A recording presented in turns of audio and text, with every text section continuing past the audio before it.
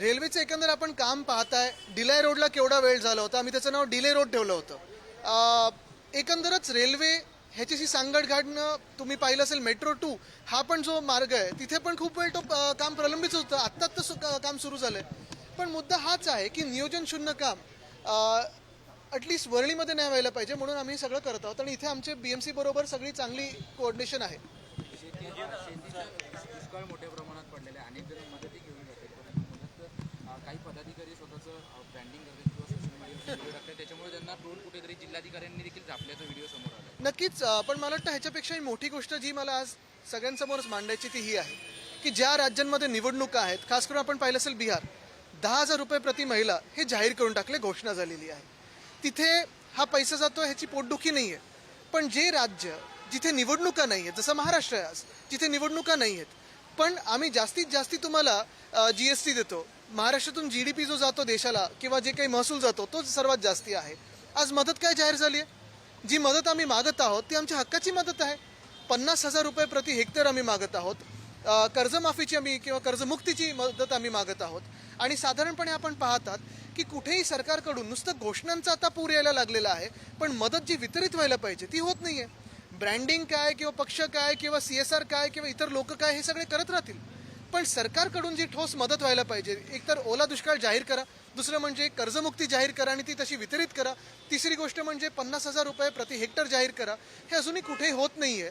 हे दुर्दैव आहे. म्हणजे जर आज महाराष्ट्रात निवडणुका असत्या तर कदाचित पैशाचा पूर आला असता.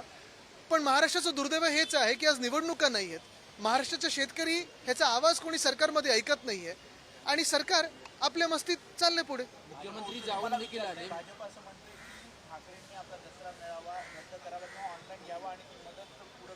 हो, कारण आम्हीच सरकारमध्ये आहोत. आम्ही तर विचारलं ना, PM केअरचा पैसा गेलाय कुठे? PM केअरचा पैसा वापरा ना. चला, तुम्ही PM केअरचा पैसा जर वितरित करत असाल ना, आम्ही जाऊन लोकांना मदत तुमच्या वतीने करू आणि तुमचे फोटो लावू, होर्डिंग तुमचे लावू, पण PM केअरची मदत करायची नाही. मुख्यमंत्री आपण पाहताय जाऊन आश्वासन देऊन आलेले आहेत, पण अजूनही घोषणा केलेली आहे, पुढे काही वितरित झालेलं नाही आहे. हेच नाही तर मागच्या 2-2.5 वर्षामधले जवळपास 15,000 कोटी हे एवढे पैसे थकीत आहेत. ही थकबाकी आहे कुठची? तर मदतीची शेतकऱ्यांना. कोणाचे आहेत ते पैसे? पण तुम्ही दुसऱ्या राज्यांमध्ये उधळपट्टी करता, कारण निवडणुका आल्या. तुम्हाला 11 वर्ष केंद्र सरकार असून तिथे वर्षानुवर्ष तुम्ही भाजप सत्ता असून बिहारमध्ये तुम्ही जर आता अशी मतं तुम्ही आता विकत घ्यायला लागले असाल तर मग ह्याच्या पुढे काय करायचं लोकांनी?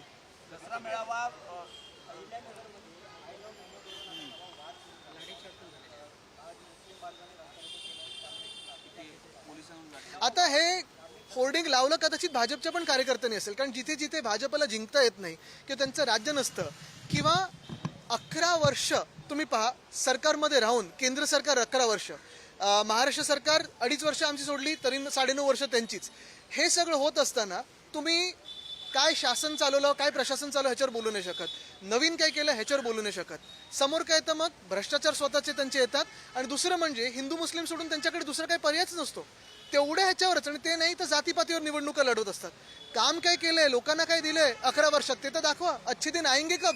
भारत पाकिस्तान काल सामना मराठीमध्ये भारत पाकिस्तान काल झाला. भारत पाकिस्तान काल सामना झाला. भारतीय टीमने ट्रॉफी घेण्यास नकार दिला, परंतु 2 सामन्यांना चांगला बायकॉटचा प्रतिसाद मिळत होता. कालचा प्रतिसाद थोडासा कमी. नाही, ही सगळी नौटंकी आहे. हात मिळवले नाही मिळवले वगैरे सगळ्यांचे व्हिडिओ आले, तर आधी मिळवले नसले वगैरे. पण मुख्य गोष्ट काय आहे की एका बाजूला आपण पाहतोय पाकिस्तानचे प्रधानमंत्री UN ला जाऊन सांगतात की ते युद्ध जिंकले, सिंदूरचं युद्ध ते जिंकले. दुसऱ्या बाजूला आपण पाहतोय की जे काही आपण लढाई केली, जिथे सर्जिकल स्ट्राईक असतील की ऑपरेशन सिंदूर का झालं, तर आपल्या भारतीय नागरिकांना 36 लोकांना तिथे पहलगाममध्ये ठार मारलं गेलं. आणि एवढं सगळं होत असताना ICCचे अध्यक्ष कोण आहेत? एशिया क्रिकेट काउन्सिलमध्ये कोण आहेत? भाजपचेच पदाधिकारी आहेत ना. मग BCCI मध्ये कोण आहेत? तुम्ही एक खेळ एक वेळी सोडू नाही शकत. एशिया कपमध्ये आपण भाग नसता घेतला, कुठे मोठे तुमच्या रँकिंगला काही झालं असतं? जगातली सर्वोत्तम टीम आहे आपली, तरी पण तुम्ही प्रत्येक पैशाच्या मागे फिरत असता. हा निर्लज्जपणा नाही तर काय? आणि मग तुम्ही ऑपरेशन सिंदूरची तुलना एका क्रिकेटच्या खेळाबरोबर करता. हे दुर्दैव आहे.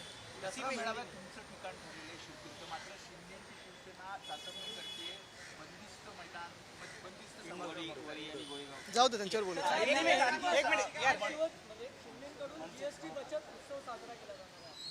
काय म्हणजे ते खोक्यांमधले GST वाचले की काय झालं त्यांचं?